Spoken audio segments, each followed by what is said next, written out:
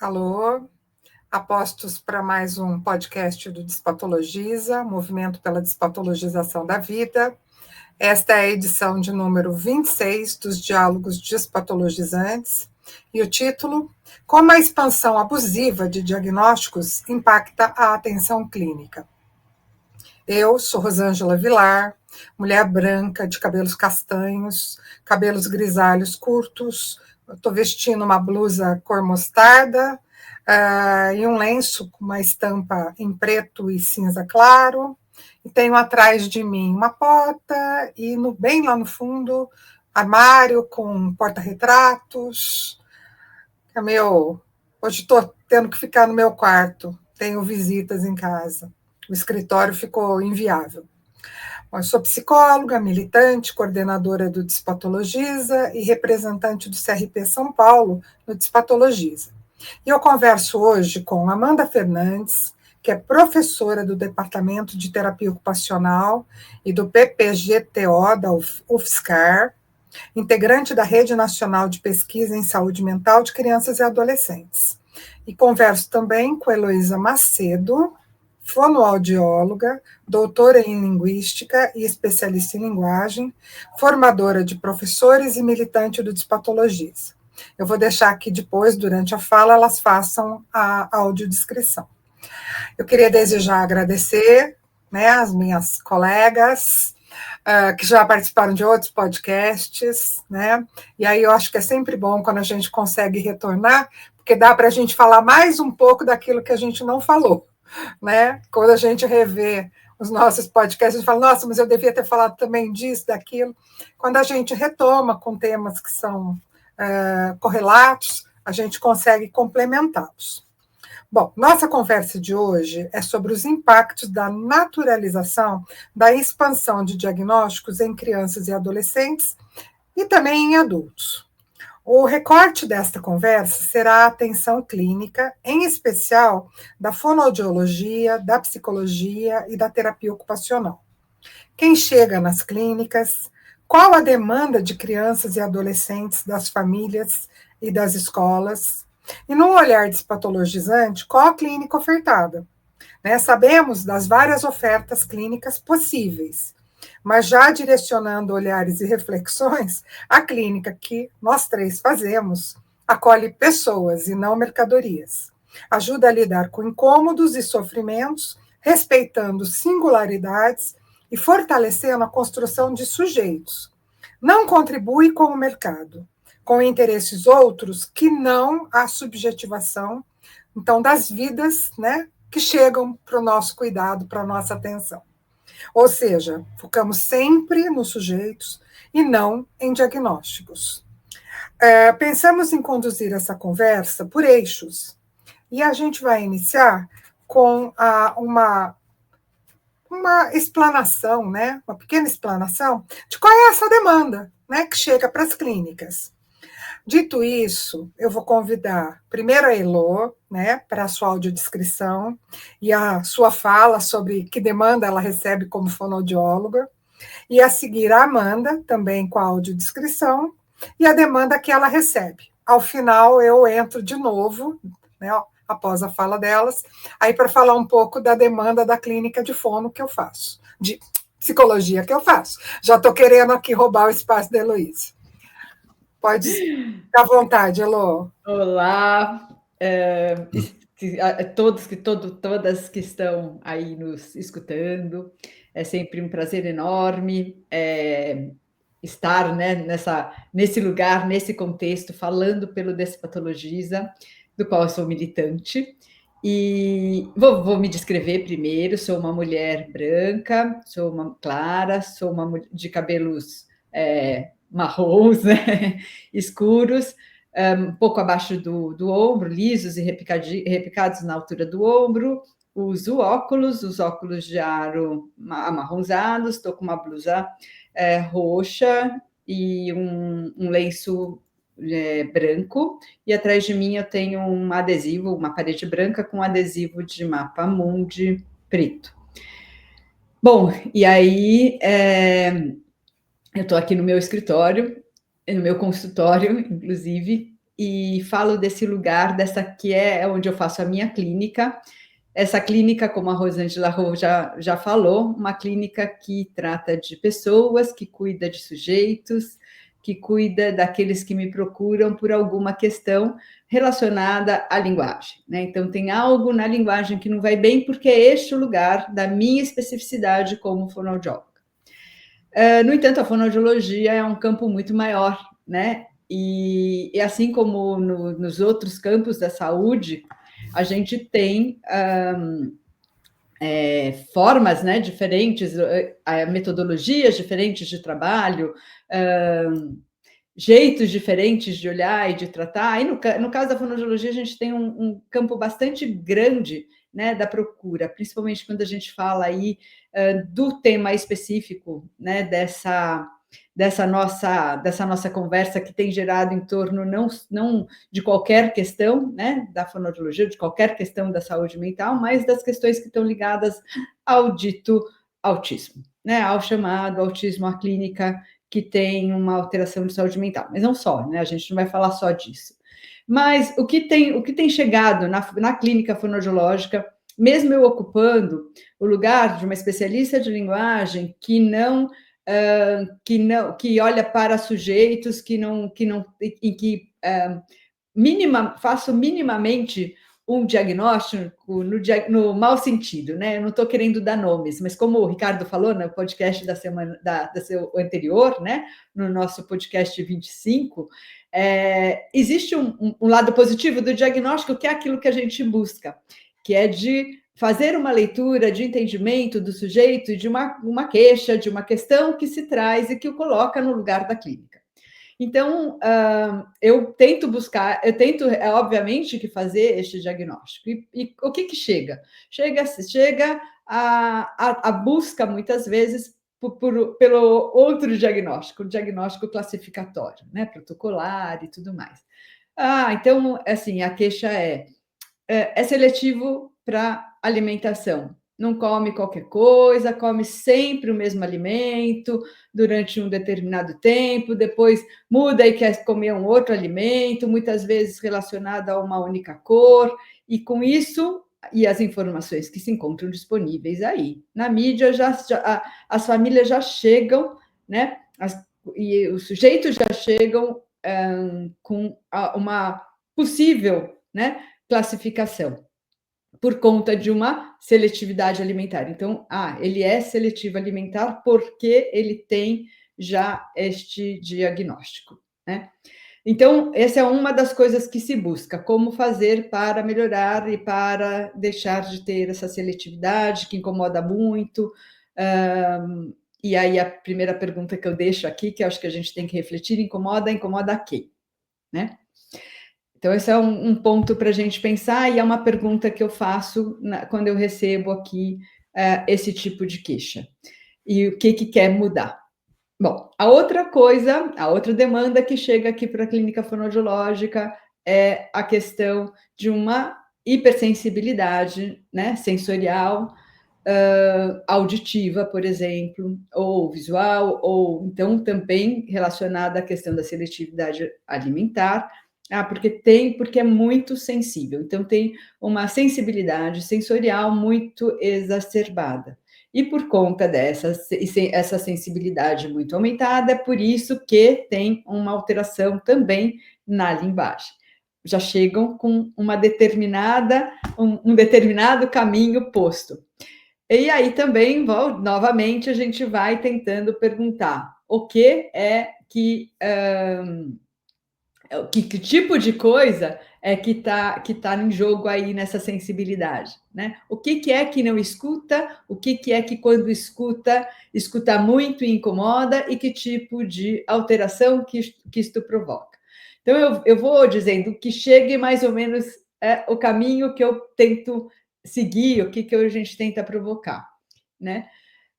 A questão aí que me chega mais por conta deste lugar que eu ocupo e que já estou mais inserida há alguns anos, quase 40, meu Deus do céu, é a questão da linguagem, e principalmente de uma desorganização do pensamento na hora de se expressar. Então, há uma expressão, tanto na fala quanto na escrita, que acaba sendo desorganizada e que não comunica adequadamente o outro como deveria comunicar, como deveria, então, falar. Então, seja a criança pequena que não fala, né? Seja a criança maior que está no processo de alfabetização e tem a dificuldade para aprender, seja o adolescente que não vai estar indo bem na escola, que apresenta dificuldades também de atenção, de concentração, de compreensão de conteúdos e a possibilidade do dizer e expressar aquilo que ele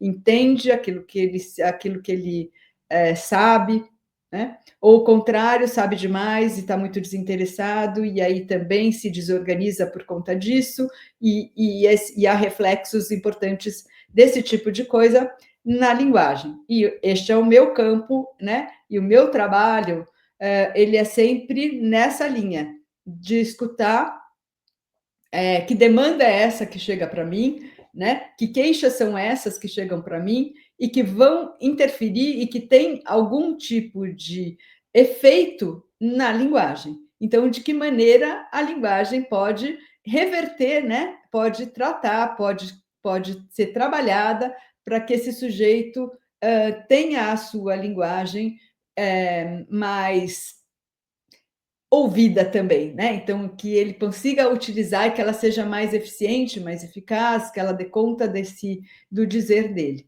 Então, eu acho que mesmo que as pessoas elas me procurem com uma tentativa, né? E existe uma pressão muito grande aí social, né?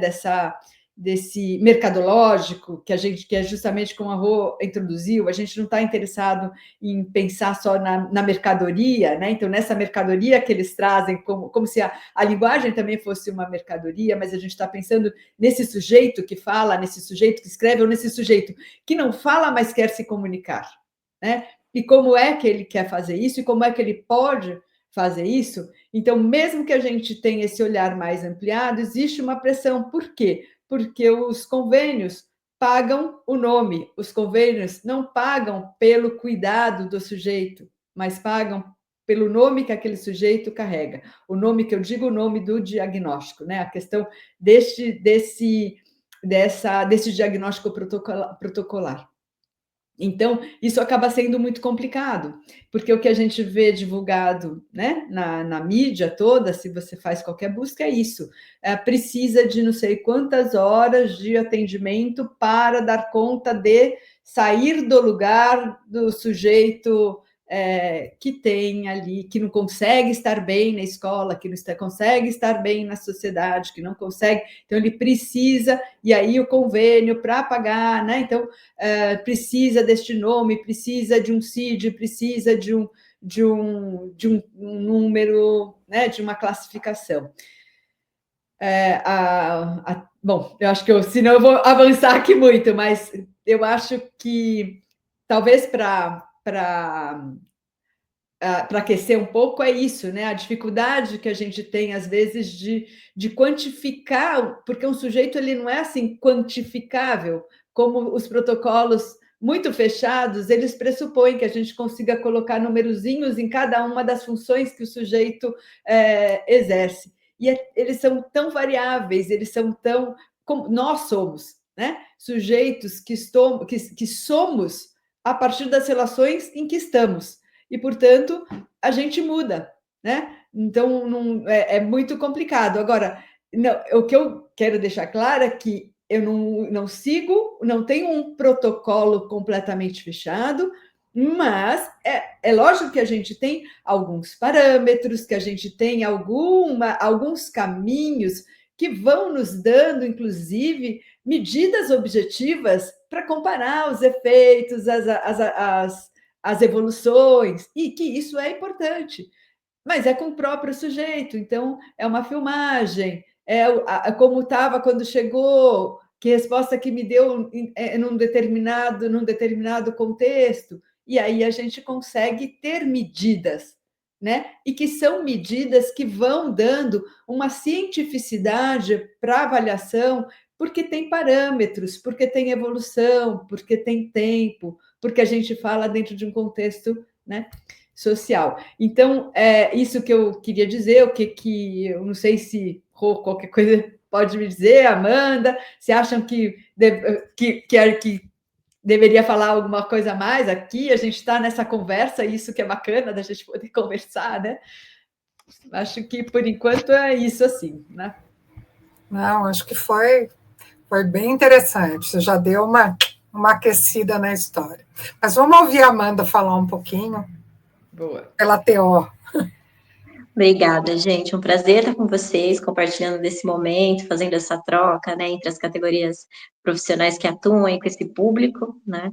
Então, eu sou a Amanda, eu sou uma mulher branca, tenho cabelos longos, castanhos, estou com uma blusa preta, ao meu fundo tem uma janela com uma cortina e um armário, né. Também estou no meu local de trabalho, nesse momento no meu gabinete, mas eu atendo, né, crianças e adolescentes, suas famílias, estão em sofrimento psíquico, em diferentes espaços da rede, né, eu atuo mais no sistema público, então eu transito ali por alguns pontos da rede, pensando na produção de um cuidado em terapia ocupacional, na perspectiva da saúde mental e atenção psicossocial, né, e isso vai desde o território, né, pensar num cuidado em dispositivos da atenção básica, em serviços estratégicos, né, como os CAPs, e aqui também na universidade, porque a gente tem uma unidade de saúde escola, né, onde eu também acompanho, recebo essas famílias, e faço um trabalho, né, a partir desses pontos, intersetorial, principalmente com escola e assistência social, né, então esse é um pouco aí do meu trabalho com as crianças que apresentam alguma demanda, alguma necessidade, né, no âmbito da saúde mental, demandas de sofrimento psíquico, né, então eu identifico essas demandas a partir muito desse diálogo, né, com a família, mas também com esses espaços onde as crianças e essas famílias circulam, né, todo o processo, inclusive, de avaliação, identificação de necessidades, não é só, né, no espaço clínico, onde eu estou, né, nesses equipamentos, mas é transitando aí pelas redes e pelos contextos de inserção.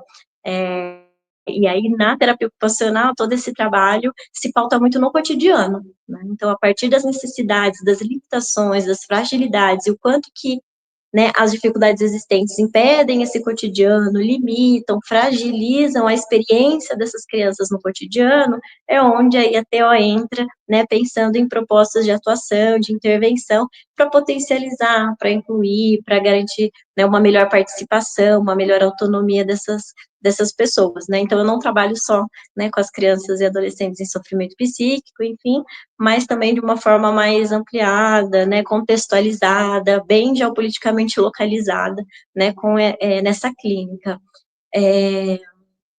Então, assim, isso é né, o que eu trabalho com essa população, mas hoje a gente tem visto e tenho, se eu for pensar na minha trajetória aqui na universidade, nesses espaços, o que eu tenho identificado é que a demanda que está chegando, né, quem chega para mim mudou muito o perfil, né, dessas crianças, porque já chegam demandas muito protocolares, né, como a Elo trouxe.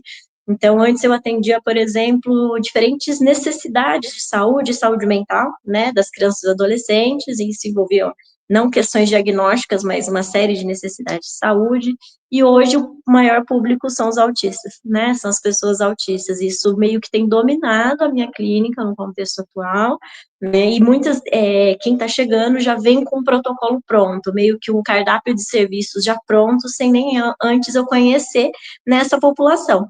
Então, muitas vezes eu recebo prescrições já prontas, com número de atendimentos, tipos de abordagens específicas que eu deveria atuar com essa criança, sem ao menos eu ter o conhecimento de quem é essa criança, né?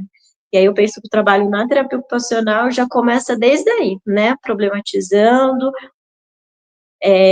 discutindo isso com as famílias, de que cuidado é esse protocolar que chega e que é demandado, a partir, às vezes, de uma consulta de 15, 20 minutos com o médico, né, que está acompanhando essa família, essa criança, e como eu vou desconstruindo um tanto com elas o que de fato é uma necessidade real, concreta, o que faz sentido, o que é contextualizado na vida desse sujeito, e o que na verdade é um protocolo que anula o sujeito, né, que olha para um diagnóstico, é uma demanda que vem muito já a partir dessa construção e dessa categoria diagnóstica do que do próprio sujeito e das suas próprias necessidades. Isso pouco é visto, assim, anula-se o sujeito nesse processo.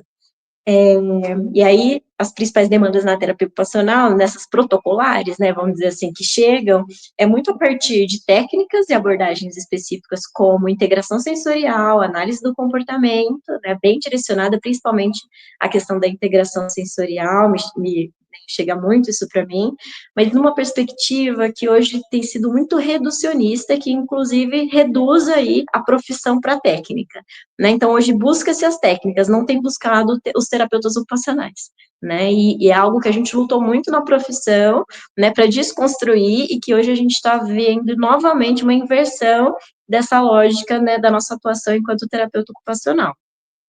E aí, nesse sentido, o cuidado, ele está muito distante das defesas que eu faço, né, e a partir das políticas públicas, no sentido de que é um cuidado muito de ser normativo, né, de condicionar o sujeito, muito pautado no treino de habilidades e exigências normativas para controle daquele corpo, daquela criança, né, de algo que eles colocam, né, que as pessoas têm colocado em caixinhas como padrões, como desenvolvimento típico, como o que é esperado e desejado para qualquer criança, né, sem considerar as especificidades, sem considerar os contextos, as necessidades dessas crianças e dessas famílias.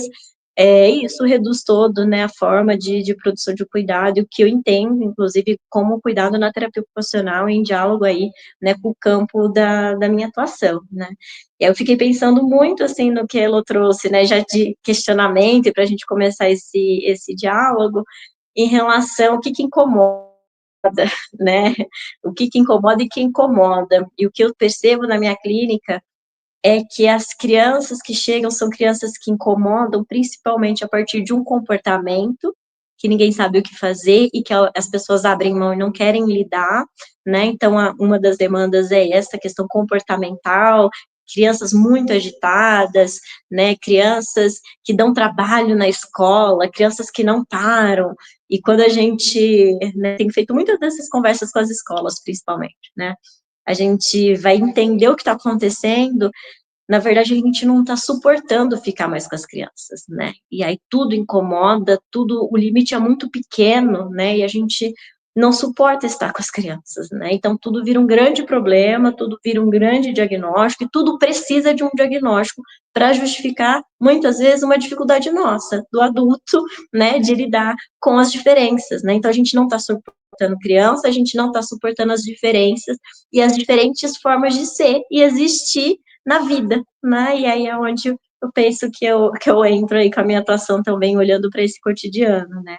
E outras duas demandas que eu elencaria principais, além dessas questões de comportamento, é as questões sensoriais, como eu falei, né? Crianças muito desreguladas sensorialmente, crianças que têm muita sensibilidade, que fazem uma procura sensorial e aí precisam de determinada técnica, como, né, integração sensorial para modular, para regular determinados aspectos por conta dessas questões sensoriais, que vai implicar, inclusive, na outra demanda, que é a seletividade alimentar, né?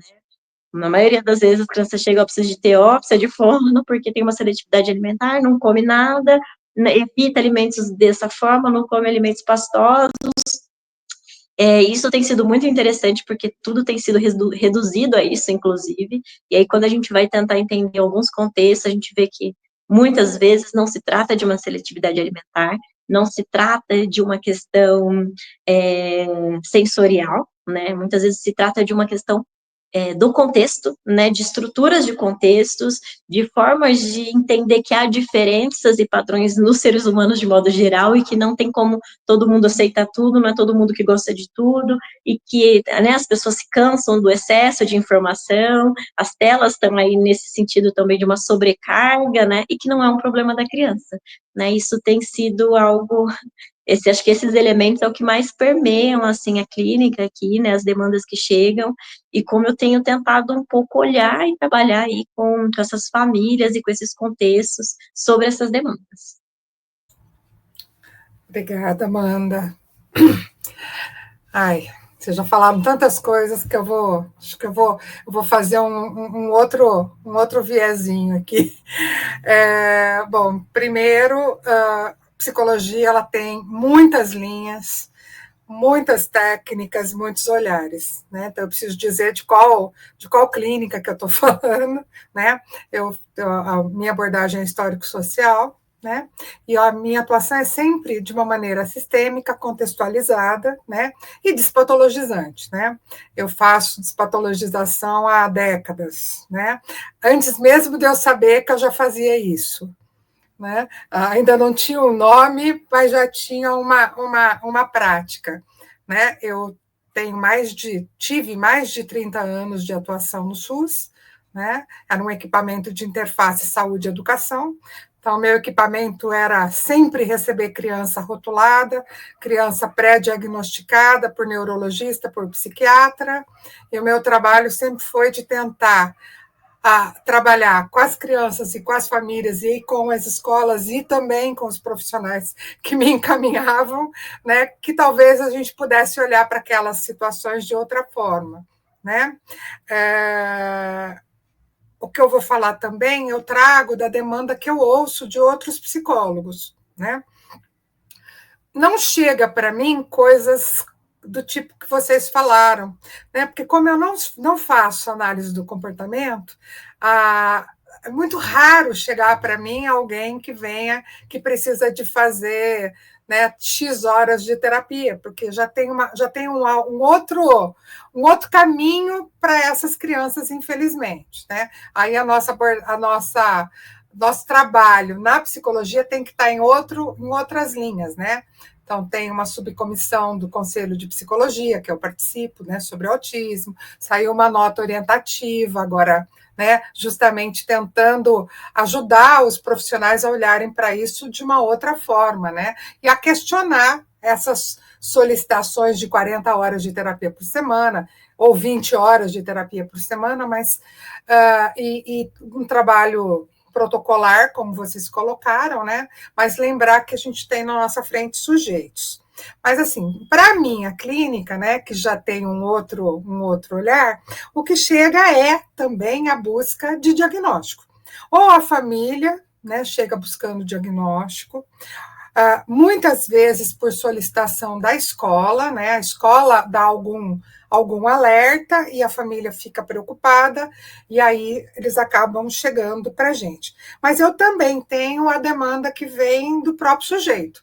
Criança e adolescente já se identificando a partir de algumas, eu vou chamar de classificações, né? Seriam os nomes diagnósticos, mas não é um diagnóstico, são as classificações, porque em todo caso, né, em todos os casos, quando eu vou conversar com elas, de alguma maneira elas tiveram acesso à mídia, a testagens, a listas de sinais e de sintomas, né? E aí a gente vê que a gente está criando, né, uma sociedade que está aprendendo a diagnosticar tudo e mais um pouco, então diagnostica as pessoas e a se autodiagnosticar, né? Então, em função disso, né, a minha demanda eu tenho algo, você pode me dizer o que eu tenho? Só que a solicitação é por um nome, não é pela compreensão daquilo que o sujeito tem. E aí a minha conversa vamos sim, vamos sentar, vamos conversar, vamos ver o que está acontecendo, né? Sei que eu vou falar um pouquinho mais disso depois, mas é entender, não é um diagnóstico que você quer uma compreensão de si. E se, né, tem sofrimento na história, a busca de caminhos, né? Então, para isso eu estou aqui, né? Então, essa é geralmente a demanda que eu tenho. Mas tem aumentado sensivelmente nos últimos anos, né, em especial pós-pandemia, tá? A partir da divulgação nas redes sociais, né? De uma esperada piora na saúde mental das pessoas, porque tem muito artigo, né? Tem muito material nesse sentido, que com a pandemia, com o isolamento, a sociedade ficaria mais adoecida, né? Então, a partir disso, passa a ser muito comum para mim receber criança que se apresenta, né, para mim como TOD, né, transtorno positivo desafiador, como TDAH, né, o transtorno de déficit de atenção e hiperatividade, ou como autista. Tenho recebido bastante. Mais raro, mas eu ainda recebo criança que diz para mim, ou famílias que trazem, porque acham que a criança é disléxica. Já foi muito comum, né, mas ainda acontece. Né? Eu ainda recebo essa queixa, mas geralmente a dislexia vem como comorbidade de alguma outra coisa. Nunca é um nome sozinho, né? É isso porque também tem isso, mais aquilo outro. Bom, no caso dos pais, né, ou eles próprios pensam, né, que eles percebem algo estranho na criança, e geralmente também a partir de coisas que eles assistem, ouvem, né, na mídia, né? Algumas vezes por um empurrãozinho da escola, né, e de equipamentos de saúde, porque às vezes também vai, por exemplo, uma unidade de saúde, ou vai para um médico, para um pediatra, e o pediatra faz um certo alerta de que algo não está muito bom, é melhor vai procurar a psicóloga, porque acho que tem alguma coisa aí que não está bem. Esses pais vêm, e geralmente eles chegam orientados para a importância de ter o laudo. Por quê? Porque já vêm informados de que só o laudo dá aos filhos o direito a algumas questões, né? Então, em especial para o TDAH e para o autismo, né? A questão de que precisa ter um laudo para acessar direitos, né? Aí eu gostaria de lembrar, como a Elo já colocou, né? A discussão que a gente teve no podcast 25 com a Bárbara e com o Ricardo, a questão dos direitos, né? A gente discutiu muito o laudo, né? Se realmente o laudo é o jeito de acessar direitos, e que direitos são esses, e se esses direitos fazem bem ou não, né, às suas crianças, né? Porque muitas vezes a gente dá um laudo, a gente está prejudicando a criança. Mas isso foi bem falado, bem colocado no 25. Podemos falar um pouco mais depois, mas ok. Um outro eixo da nossa conversa é como trabalhar a criança e o adolescente em relação à necessidade ou não de ter um diagnóstico, né? Aí eu vou passar para vocês e depois eu também falo um pouquinho como é que vocês lidam quando a criança pede, né, o diagnóstico. Esse é um ponto importante, né? Porque é isso, né? Como que a criança, o adolescente que chega para a gente, o pequenininho, a criança pequenininha, que chega, às vezes, mesmo ela ainda não tem, talvez a questão não esteja tão bem formulada, né, na cabecinha dela, do que ela faz. Então, ainda é muito o lugar da brincadeira, ela começa a se incomodar quando aquilo atira de um outro lugar de conforto e ela começa a perceber que há uma obrigação de estar naquele lugar terapêutico, e o que isso significa, o que isso implica, e por que ela tem que ir e o outro não tem que ir. Né? Então, aí você tem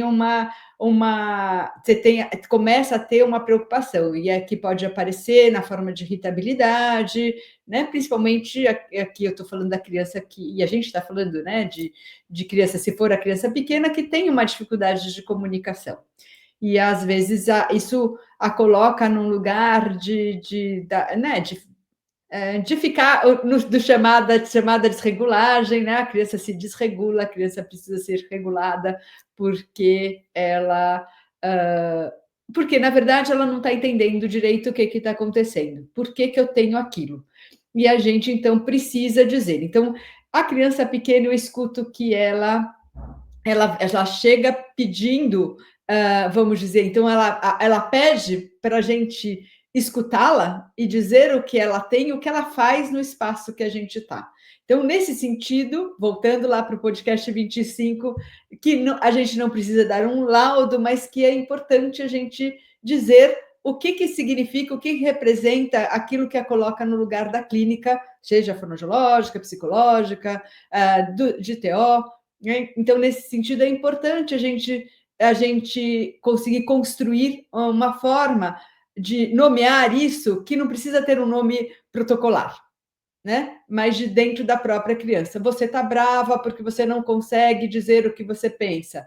Você fica brava porque o barulho te irrita, porque você não consegue se concentrar, selecionar qual que é a informação mais importante. Então, eu posso te ajudar. Aí são formas diferentes. E isso acaba sendo fundamental porque se a gente de cara coloca, né, esse diagnóstico protocolar, a gente também traz junto uma quantidade enorme de características que estão postas aí na mídia e que acabam sufocando muitas vezes a possibilidade do sujeito de ser quem ele é, né?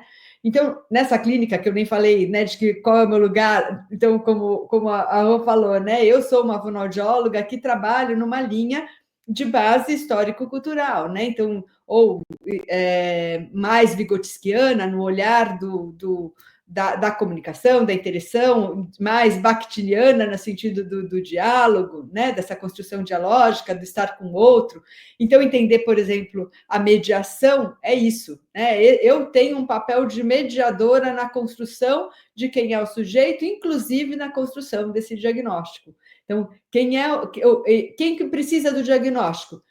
Para mim, o primeiro que precisa do diagnóstico é o sujeito que está ali na minha clínica, seja a criança pequena, seja a criança maior, seja o adolescente, seja o adulto, né? Eu trabalho também com adultos, eu trabalho com todas as idades, né? Eu trabalho com questões de linguagem, com sujeitos que tenham questões de linguagem.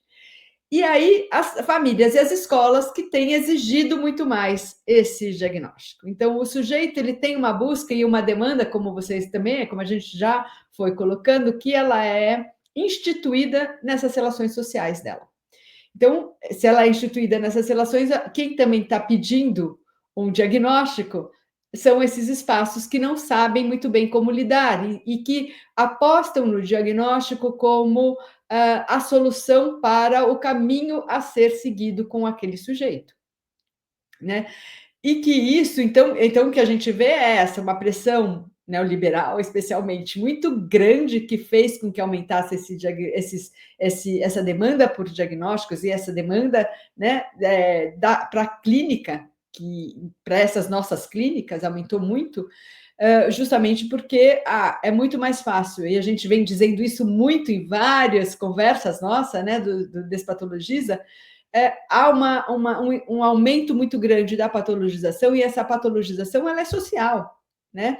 É uma patologização que tenta tirar do sujeito e tirar das relações, muito mais isso, tirar das relações daquele sujeito, naquele espaço, né, naquela rede, né, naquela situação toda geopolítica e social em que ele está, o que essa pessoa é. Então, até já contei essa história, né? Mas tem uma menininha que eu atendo, na verdade, ela está até num processo já de alta terapêutica, e que foi sensacional, porque ela descobriu, a questão é da gagueira, não tem nada, não é do autismo que a gente está falando, mas não importa, né?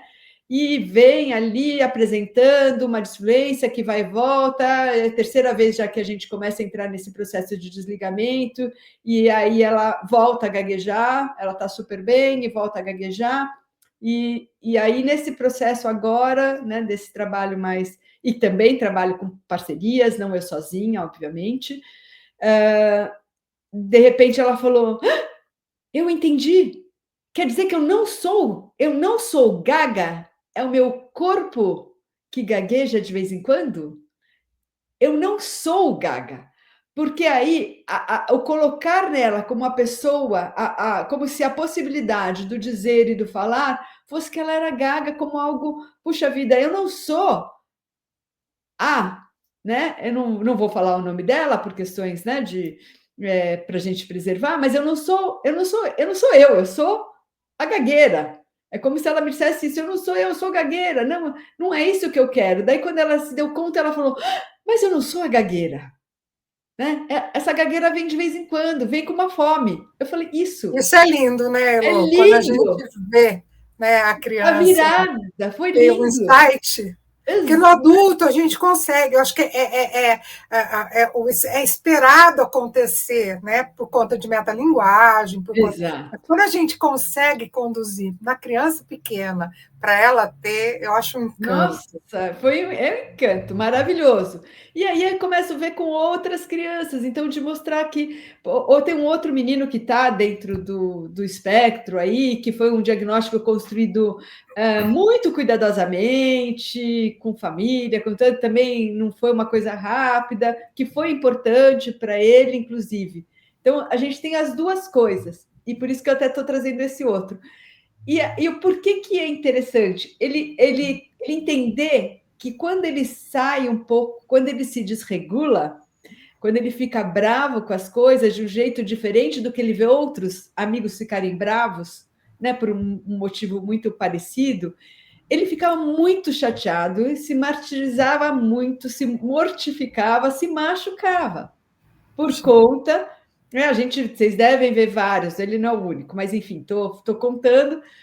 Por outro lado, na hora que a gente consegue construir com ele o significado e o sentido deste diagnóstico, ele começa a perceber, de novo, que ele não é isso, que ele tem uma forma de funcionamento que o leva a ser colocado e a ter esse diagnóstico, mas que esse diagnóstico não é o que é igual para todos, mas ele tem coisas que são comuns. Existem outros que dizem e que pensam e que sentem de forma como semelhante a dele, que entendem o mundo e as coisas do mundo de uma forma semelhante.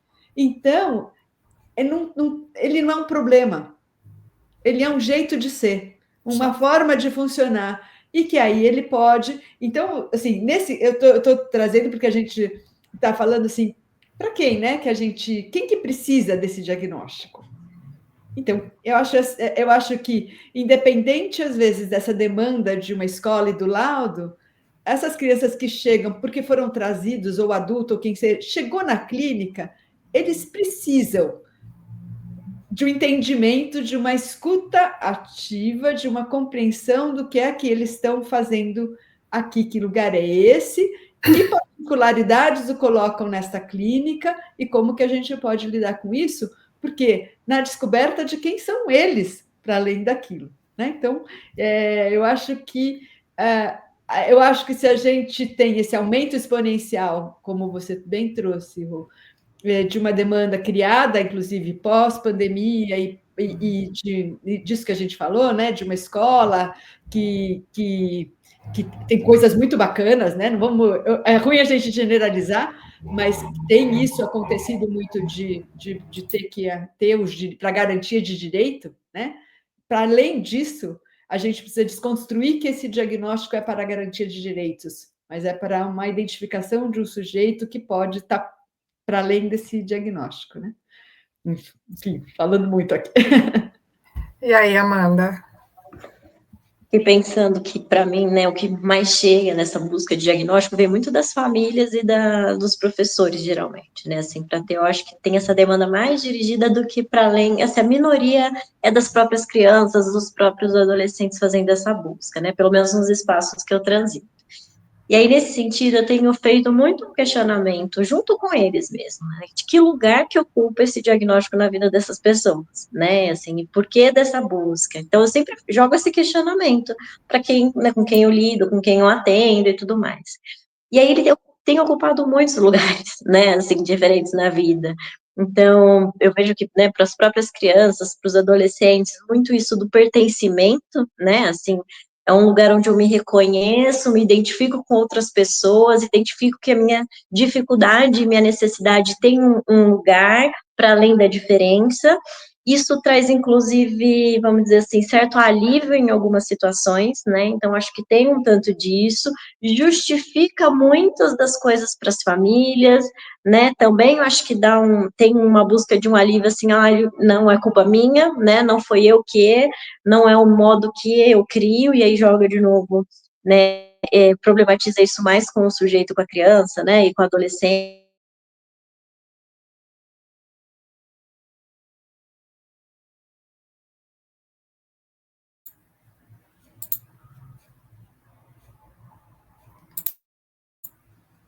Acho que travou, Amanda.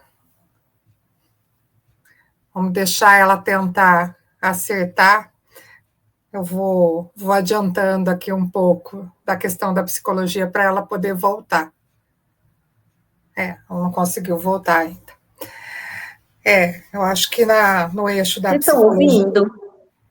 Não, Amanda, travou. Caiu. Eu acho que eu não lembro nem onde eu parei, porque eu não estava. Travou tudo, eu não sabia se era eu, se não era, enfim. Mas eu acho que vou tentar só retomar um finalzinho, assim, mais, né, desses lugares que o diagnóstico está ocupando, assim, e aí, no sentido de, para além do, né, para o próprio sujeito, para a própria criança e adolescente, eu tenho visto que é um pouco do que eu falei antes, do que eu tentou problematizar sobre esse incômodo, né, ele praticamente tem sido uma resposta ao incômodo das pessoas, né, assim, tá tão difícil suportar, e aí, em vez de eu olhar para como eu tenho conduzido, como eu tenho lidado com essas diferenças, né, buscar um diagnóstico, né, a escola exigir um diagnóstico e exigir que a família busque um diagnóstico, dá uma resposta a esse incômodo, né, mas é uma resposta localizada no outro, né, não de problematizada de modo geral e ampliada, né, então eu acho que é isso, assim, o que fica para mim na minha clínica é esses lugares que o diagnóstico tem ocupado na vida e por que hoje ele tem sido tão necessário, né, e aí eu fico, né, conversando com as famílias muito assim, que diferença, né, quando elas buscam pelo diagnóstico e tudo mais, e a gente já está trabalhando, não está dizendo que eu não estou cuidando, né, porque a gente, mesmo que não tenha o diagnóstico, eu estou cuidando, né, da pessoa, da criança, do adolescente, acompanhando essa família. E aí, quando eles ficam muito, assim, numa angústia, né, assim, eu preciso do diagnóstico, eu estou nessa busca, eu preciso de um profissional que me ajude a buscar esse diagnóstico, eu sempre pergunto para elas, assim, qual é a diferença que ele vai fazer na sua vida diante do que a gente já sabe, diante do que a gente já identifica de necessidade, e o que vai mudar para a nossa condução daqui para frente, dar esse nome. E a gente vai, né, trabalhando todas essas questões, esses atravessamentos do diagnóstico, mas eu gosto muito desse diálogo que parte de forma mais coletiva ali entre nós e as pessoas que estão envolvidas no processo de cuidado, né, e não só como dar essa resposta ao que eles querem ouvir, vamos buscar, né, onde ter esse diagnóstico ou não, mas é a diferença que isso vai fazer na vida, no cotidiano, para além do que a gente já sabe, né, e tem vezes que importa muito e é necessário, mas Sim. não impede a gente de cuidar e continuar cuidando como a gente já tem feito, né? Perfeito. Na clínica, né, da psicologia é a mesma coisa, né? Quando a criança ou adolescente chega né, com uma autoidentificação, eu sempre questiono o que é aquilo, se ele identifica, né, se ele compreende o que é aquilo, quais as consequências daquela autodenominação, né, para a vida dele, né? Muitas vezes não tem muita ideia, não tem consistência, né? É algo que ouviu, é algo que ouviu de um colega, é uma lista que viu na internet, principalmente quando é adolescente. Tem uma outra que parece bastante, que é as crises de ansiedade e crise de pânico, né? Eu tô com pânico. Aí você vai tentar desconstruir com ele, né? Compreender e desconstruir nesse nome, e ele consegue entender que sim, ele tem um sofrimento, mas tem algo concreto determinando aquilo, tem uma situação, e a reação dele é uma reação esperada para aquilo que ele está vivendo. Então, não é uma síndrome de pânico, não é uma crise de ansiedade, é uma resposta saudável a uma situação concreta, né? Eu acho que isso é muito legal, e esse mesmo trabalho eu faço com os pais, né? Depois da pandemia, chegou muito para mim a questão da crise de ansiedade e do pânico em relação à escola. Então, muitos, ou crianças, mas em especial 10, 11 anos, aí adolescendo, pré-adolescentes, que já não estavam indo para a escola. Mesmo quando a escola voltou para o presencial, eram crianças que não conseguiam ir para a escola. E o nome que chegava para mim é que as crianças tinham síndrome do pânico, né? E aí fazer toda uma conversa, né? Que história era essa? Que vivência essas crianças tiveram, né? Em relação à escolarização, o período, né? Em casa, o home office, né? O home office que eu chamava para as crianças, né? O ter o material só midiático, né? Quando as crianças voltam para a escola, eu tenho muitas escolas, não todas, né? Como a Elo falou, não dá para generalizar, mas eu tive várias situações em que a escola praticamente ignorou que as crianças tinham ficado fora da escola, né? Eles presencial, como se as crianças no ano anterior tivessem tido aula normal, né? Sendo que elas não tinham tido aula, muitas não tiveram nem acesso à tecnologia. Então, foram crianças que ficaram praticamente um ano inteiro sem nada, né? Sem ter recebido qualquer conteúdo. E ela ia no ano seguinte para a escola, para um presencial, né? Com uma cobrança de que ela soubesse o que ela não foi ensinada para saber. Né? E aí e não tinha uma análise institucional de que a falha era do sistema, né? A falha era da criança. Então, a criança é que não sabia, a criança é que tinha. Talvez eu cheguei a receber solicitação de fazer uma avaliação para deficiência de uma criança que tinha ficado um ano e meio sem nada. Né, uma criança que tinha toda a possibilidade, porque no processo de mediação, né, porque eu também trabalho, né, óbvio, na linha das mediações, a criança era capaz de ir respondendo super engajada naquilo que a gente ia trabalhando com ela. Então, assim, não tinha nenhuma hipótese, né, de qualquer nível de deficiência, mas a solicitação da escola era uma avaliação cognitiva e intelectual. Né, porque havia uma suspeita de que aquela criança não aprenderia. E aí você tem que fazer todo um trabalho com a criança, porque ela já está com a autoestima lá embaixo, né, com os questionamentos da capacidade dela de realmente dar conta desse mundão, da família que já não estava entendendo, que sempre achou que a criança era normal, e de repente estão questionando uma deficiência, e a criança não está aprendendo, né, não está acompanhando, então acho que a criança deve ter alguma coisa mesmo.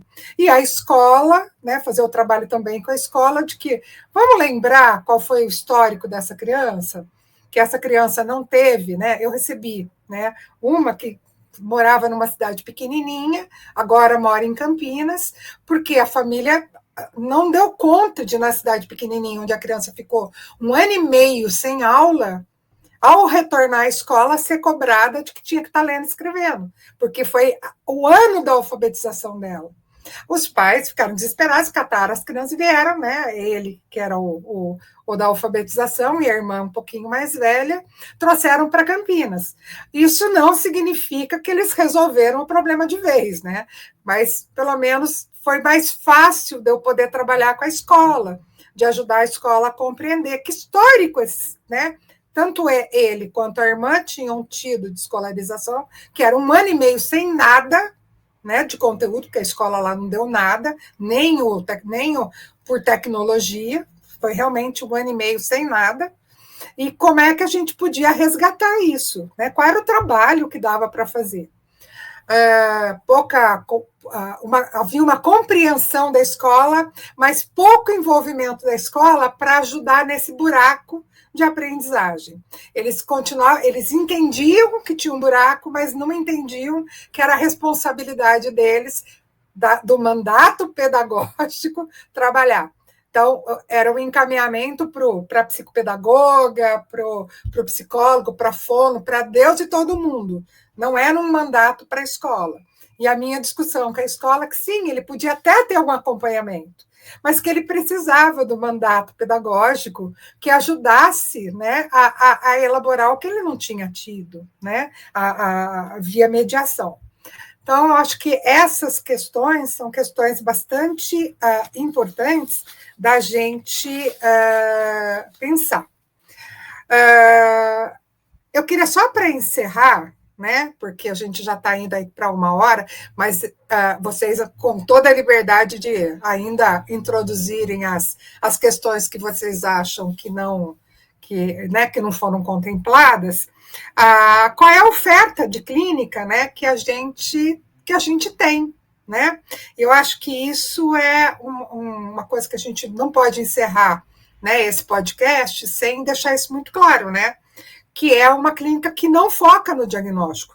O diagnóstico ele pode ser necessário, vai ser dado se for necessário, mas a clínica não é focada no diagnóstico, ela é focada no sujeito, ela é focada em identificar quais coisas incomodam aquele sujeito, e não importa se é criança, se é adolescente ou se é adulto, né? O que o incomoda, quais sofrimentos ele tem, e coletivamente construir saídas, né?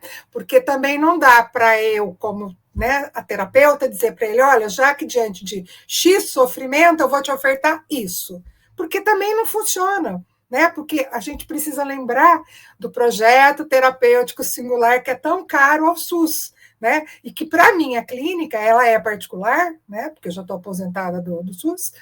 Eu continuo usando o mesmo olhar. Cada sujeito que entra nessa clínica, ele vem com a sua demanda, com o seu contexto, com a sua necessidade, e a construção, né, de uma resposta para esse sofrimento, ela é singular, né? Essa é uma das críticas que têm sido extremamente feitas no caso do autismo, à análise do comportamento, na medida em que, ABA, né? Vamos tentar separar as duas coisas, mas de maneira tão protocolar, né? De maneira tão padronizada, né? Quadradinha, se ofertar as mesmas coisas para diferentes sujeitos, né? E essa crítica tem sido feita, e eu penso que o pessoal da análise do comportamento também tem compreendido essa crítica e tem, né, corrido atrás de tentar olhar de uma outra forma, né? Mas aí é uma questão deles, né? Não minha, mas tenho acompanhado acho que esse pequeno esforço, né, que está acontecendo nesse sentido. Eu acho que o papel, né, enquanto clínica, é sempre desconstruir a patologização, a medicalização e, muitas vezes, questionar a medicamentalização. De uma forma ética, claro, né? Porque tem um outro profissional responsável, mas a gente pode ajudar tanto, aí mais seria o adolescente, mas algumas crianças também que vêm para a gente e diz, eu tomo essa porcaria e passo mal, eu tenho náusea, eu tenho mal-estar. Então, assim, vamos questionar o que é isso, o que isso pode fazer, isso é necessário, não é? Óbvio que se eu tenho uma criança epilética, eu não tenho o que fazer, eu tenho que ajudá-la a entender que aquele remédio vai fazer parte da vida dela, ou ad eternum, ou por um tempo, até que o quadro se controle de outra forma. Mas para outras questões que chegam para a gente, a medicação nem sempre ela deveria ser a primeira oferta. E tem acontecido isso, né? A criança chega para a gente já medicada ou medicamentalizada, né? E aí eu sempre faço esse questionamento com os pais. E sempre tem uma questão que eu acho que é legal, que é se há uma contradição, né, nas práticas dos profissionais que acompanham aquela criança. Então, o psiquiatra diz uma coisa, o psicólogo diz outra, o afono diz outra, o ATO diz outra. Eu sempre procuro dar um espaço para os pais compreenderem que contradição é essa. E eu sempre digo a eles, a opção é sua. Não posso escolher por vocês. Mas eu não posso trabalhar em parceria com um profissional que olha para o seu filho de um jeito que eu não acredito que é o que seu filho é. Então, assim, não vai dar para eu trabalhar em parceria com esse profissional. Mas eu não posso escolher o que você vai fazer na linha de cuidado com os seus filhos. Então, essa conversa eu sempre tenho. Eu acho que é uma questão delicada, ética. Já tive uma série de atravancos, em especial com médicos, mas eu sempre digo, gente, eu não posso me dispor a estar com né, com uma família, e ela está dividida, porque ela olha para aquela criança a partir do que eu digo, do que eu tento mostrar para ela, e do que o outro profissional tenta mostrar para ela, seriam duas crianças diferentes. Né? Eu vou ajudar a fragmentar mais essa criança.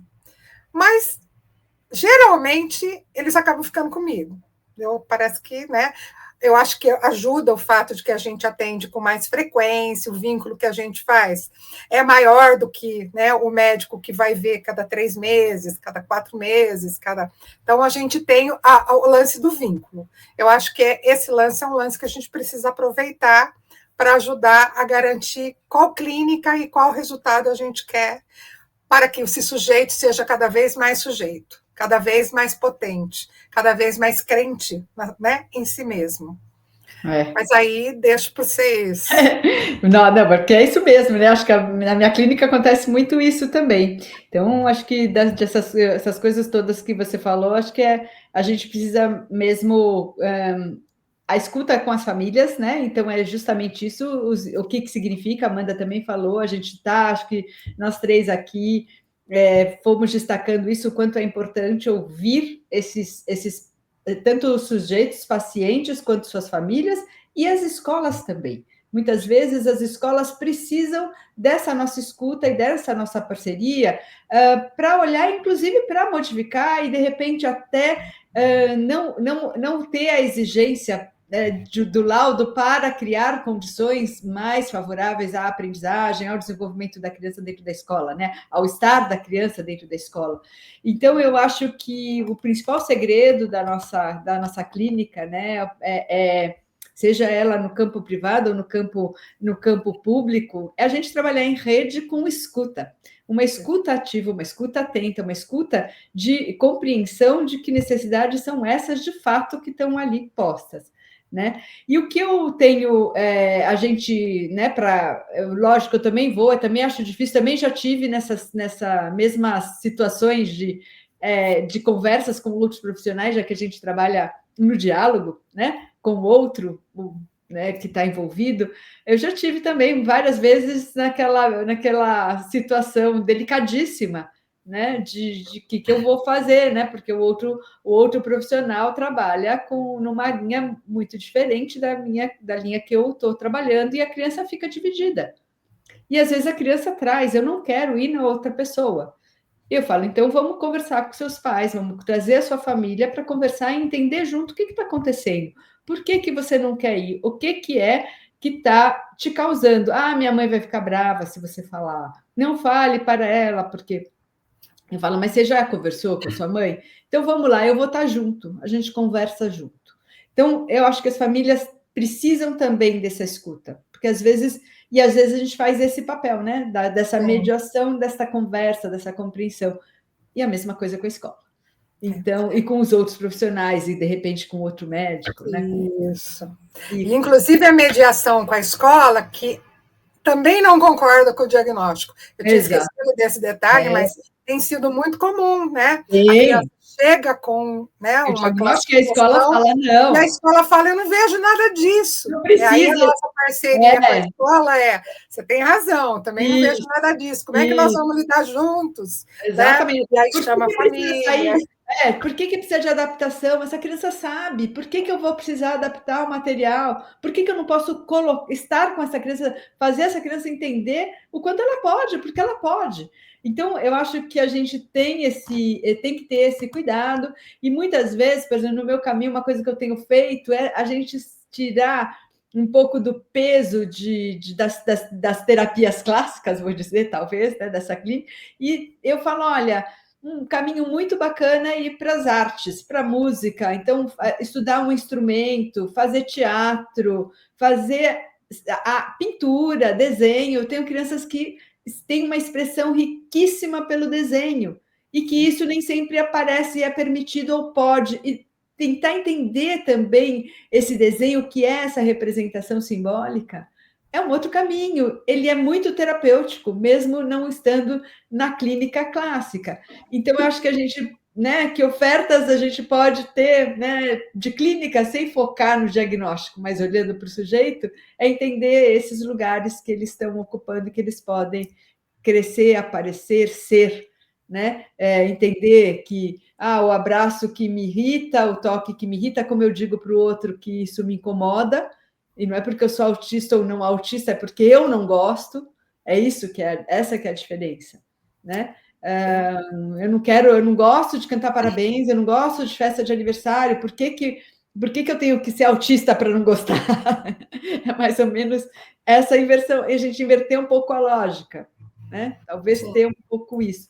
Então, eu acho que a gente falou aqui de algumas palavras que são super importantes, que é esse que a Amanda falou bem, né? De cara, do pertencimento, do cuidado, o diálogo coletivo, em rede, de evitar e desconstruir rótulos, né? Porque o rótulo só serve para mercadoria e não para sujeitos. Você disse agora, né, sobre as outras possibilidades de experimentar coisas, né? E o quanto que isso não está cabendo na vida, né? Tanto protocolo, intervenção, tempo de terapia, escola, que não cabe, não dá espaço para outras formas de existência e experiência humana, né? E aí as crianças não têm tido, por exemplo, nem a possibilidade de experimentar, né? Então, é fundamental mesmo, concordo plenamente com o que vocês, né, colocaram agora nesse fechamento, e acho que a gente tem caminhos em comuns e objetivos em comuns, que vai muito para além do diagnóstico, que valoriza muito o sujeito, a sua singularidade, os seus contextos de vida, né? E aí pensando muito nessa participação, na inclusão, no pertencimento dessas pessoas para além, que vai para além do diagnóstico, né? Muito mais no reconhecimento dessas necessidades, que não é só diagnóstico, né? É isso. Ai, gente, foi bom. Temos muitas coisas para falar ainda, mas o nosso tempo de podcast se encerra, né? Eu queria agradecer de novo, foi uma conversa muito gostosa, né? E aquela história, quem sabe numa próxima a gente continua. Com certeza. Tá bom? Obrigada, Sim, menina. obrigada. Obrigada, você também, prazer. Obrigada, Amanda. Prazer.